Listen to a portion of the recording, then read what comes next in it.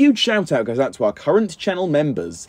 If you're interested in gaining a channel membership, then feel free to head over to my channel profile and click the join button. Also, we do have a Ninjago Discord server. It's a great way to communicate with myself and many others. For more details on that, click the very first link at the very top of the description of this video. So hello there everybody, and welcome back on in to the channel for a new video. Well, of course, right here on the channel. Now today we are going to be talking about a particular topic, and also a particular scene that I have legitimately not seen many people speak about at all, especially when it comes to the YouTube space. This is a topic that just kind of feels like everybody seems to have forgotten about, which I think is really unfair on this scene, because, trust me, I think you're going to understand why I'm acting this way once we get started with the whole topic. Now, I'm not going to beat around the bush here. The topic I'm discussing is the scene you are seeing a few images of up on your screen now, and yes, this is the scene in which Lloyd essentially goes to this graveyard type area, kind of like mentally, right? It's almost like a flash forward to future events, if that makes any sense. That was kind of how the scene was brought up in the first place anyway.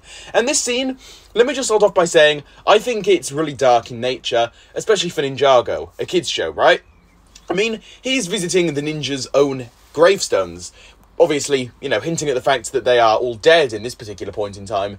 Now, it's unclear whether or not this is like a future event or just some sort of like horrible nightmare, but I'm willing to bet that just by the nature of this entire scene, it's meant to be intended as some sort of flash forward, which again, I just think adds to this whole, again, dark factor. It's easily probably up there in the top 5 darkest / creepiest Ninjago scenes we've ever seen, and although it was only like a few minutes long, if even that, you know, this isn't some like 5-minute long scene, I think that it's still equally just as important, and I feel as though the runtime for this particular scene, that's probably the main reason here as to why this scene is so overlooked. I mean, you've got all of these other people talking about, I don't know, for example, you've got the Raz scene in which he gets essentially imprisoned by Beatrix, basically any Beatrix scene because she has been so hyped recently. There was also a few scenes with Sora where she's using her elemental powers, the wildfire flashback, Sora's flashback to her child life. You know, you've got all of these other insane scenes, and I'm not trying to put them down here by any means by saying that, you know, they're not as good as the scene in which Lloyd visits the graves,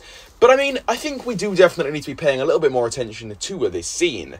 Now, as for what I would like to see essentially come from this scene in the first place, well, if you ask me, I do not want them to really touch on this scene anymore within Season 1 of Dragon's Rising.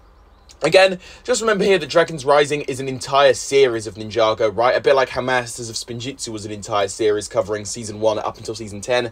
Dragon's Rising is the same thing. It's not just this particular season. It is not just the name of what we're currently watching, if that makes any sense. What we are still waiting for Part 2 from is just Dragon's Rising Season 1, right? Let's just all keep that in mind. So, with that in mind, right, obviously, what I'm really hoping to see come from this scene is the fact that I hope very slowly, little by little, they start to build things up with regards to this scene. I mean, in Season 2, for example, we could get another small add-in to one of the random episodes. It doesn't matter which episode, obviously, but I hope we slowly start to get more and more glimpses of this scene, and it slowly builds up more and more confusion, more mystery, more hype to this entire situation, and then a few seasons down the line, which will also equate to a few years down the line, boom, we will get hit with that huge impactful scene that will, hopefully anyway, change everything for Ninjago. Think Vengestone buyer. That was a concept that was mentioned just once within Season 13, and it wasn't until around 2022 that we actually finally learnt more about it. So that was like a 2-year wait, all things considered, and it did ultimately pay off despite Crystalized being a little bit underwhelming, but that's kind of getting off track here. I hope that we get a similar situation with this here.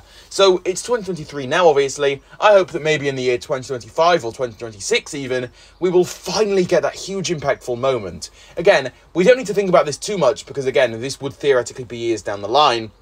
But still, I would love for something like this to happen. It would build hype, build mystery, and it would give us something to just look forward to while watching Dragon's Rising as a show.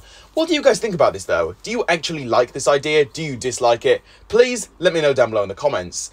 I think I'm pretty much done speaking my mind on this particular topic, so as always, I turn it over to all of you now. Please feel free to leave any of your own thoughts with regards to all of this down below in the comments. I would love to hear your own thoughts regarding this. As always, though, if you did enjoy today's video, please do feel free to leave a like on it, subscribe to the Overlord X channel for more, and hit the notification bell so that you behind the screen there, yes, you there, I'm looking directly into your eyes, can keep up to date on all things Ninjago here on the channel. And with all of this being said, I will catch you all very soon for a new one.